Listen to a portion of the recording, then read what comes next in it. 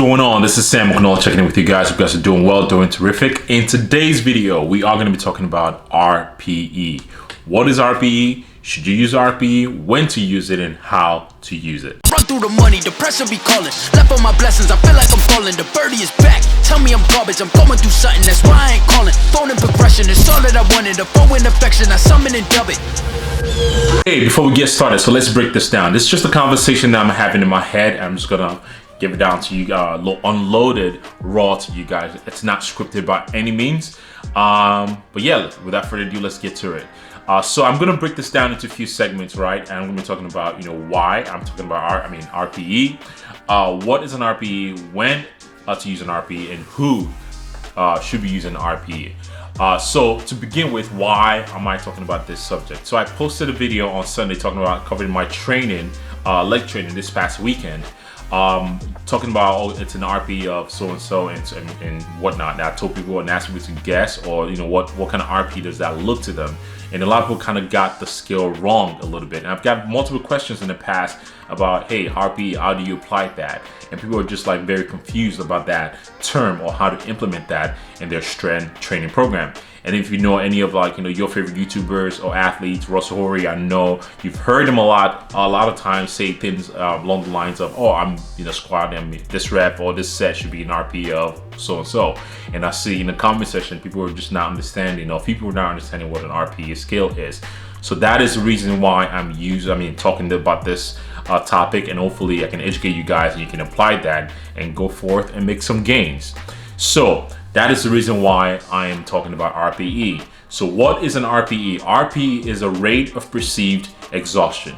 Your exhaustion, not exhaustion of somebody else's, but how do you perceive yourself at that particular time? How exhausted are you? RPE is typically used on a scale of 1 to 10, and there's no 11 or anything like that, but some people use 11 like, hey, did you die? But that's besides the point. Scale of 1 to 10. So let's say I have a particular set, and the set, the rep range is from 12 to 15 at an RPE scale of 8.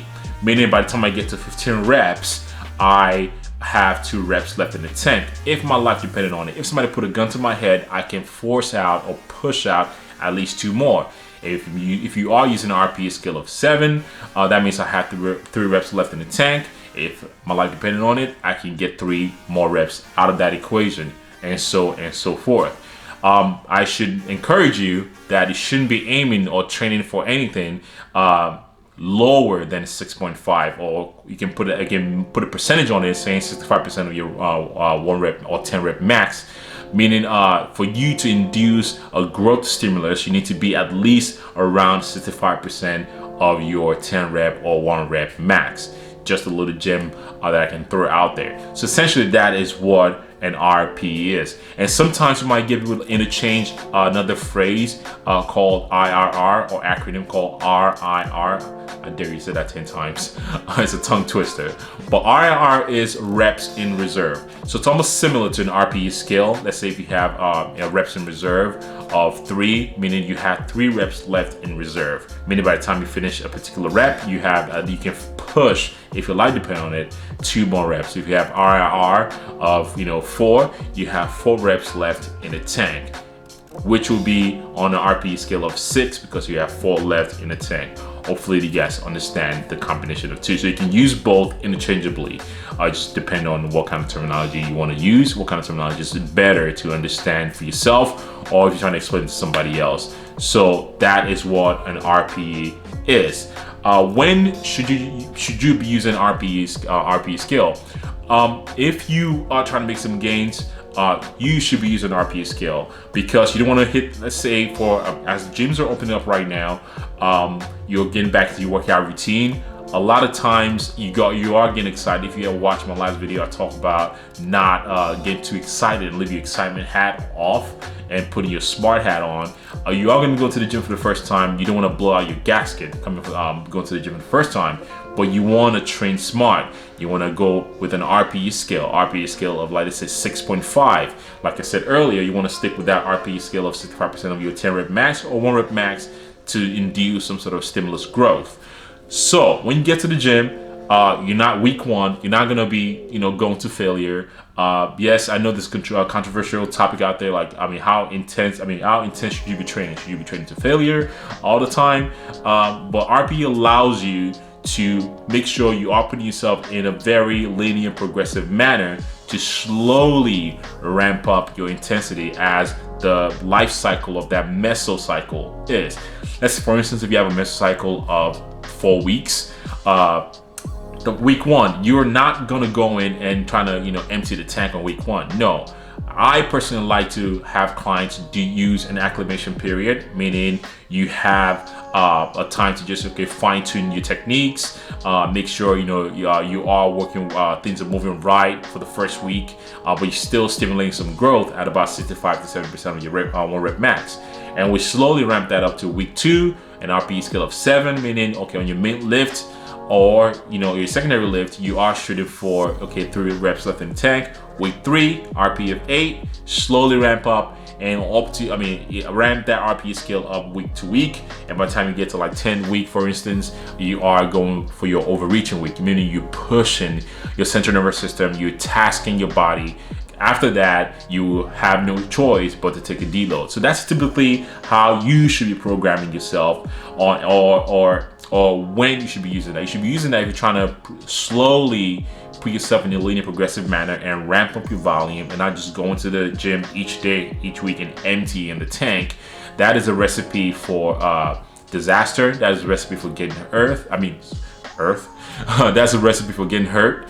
That's a recipe for not stagnating when it comes to making gains. So when should you use it? You should use it if you're trying to progressively work your way up and train in a smart and efficient manner that's not jeopardizing or risking yourself of any injuries or just overtasking your central nervous system. So who should be using an RPE scale? This is the core of the topic that I want to cover. Unfortunately, I do not, or maybe fortunately, I do not think an RPE based system is good for everyone. At the beginning of the video, I said your perceived exhaustion. But if you're a newbie meaning you just started 6 months ago, there is a high probability that you do not know what your perceived exhaustion is. You haven't trained enough to know what your perceived exhaustion. And I will even go further to say a lot of intermediate lifters rarely take themselves to that threshold of failure. So it's hard for you to gauge that system. So when you go to the gym or RPE of 7, you don't know what that is for you. So you just kind of throw in darts at the board and see what sticks. So I personally use something called like a single progression, double progression, or triple progression, but I typically like to stick to a single and double progression for a new beginner. Single progression, linear progression, meaning this week I'm only going to control or maneuver one single thing, meaning if I have 3 reps, 12 to 15, 3 sets, 12 to 15 reps. This week I'm going to do my normal weight, track my weight. You should be tracking your weight. On week 2, I'm gonna move a single metric or single variable. It's either I add more weight to what I did from the previous week, or I add more repetition from what I did to the previous week, or I add more set from what I did from the previous week. That automatically puts you in a progressive manner. Personally, I will not adjust sets just because you cannot slowly increase in sets every 4 weeks. You get to a point you're doing 8 sets. So that's not typically smart. I'll leave, the sets alone, but I would maneuver the weight or the amount of sets I'm doing, because progressively that will accumulate volume over time. So that is what I will adjust or suggest for somebody that's a newbie that shouldn't be using an RP scale, but should use something more of a single, double progression or linear progression style to train. So yeah, hopefully you guys enjoyed this video. It's a short video. I don't want to bore you guys too much. I got a lot of requests to do this video on the Instagram post. That's why I'm doing it. Hopefully you guys have learned a thing or two. If you like this kind of videos, comment in the section, let me know. Like the video, share with your friends. If somebody asks you any question about RPE and they don't understand, by all means refer this to them, and we can keep educating ourselves on smart training and how to make gains. Anyways, that's the video for today. If you like it, comment, share, subscribe, and I'll see you guys on the next one. Peace.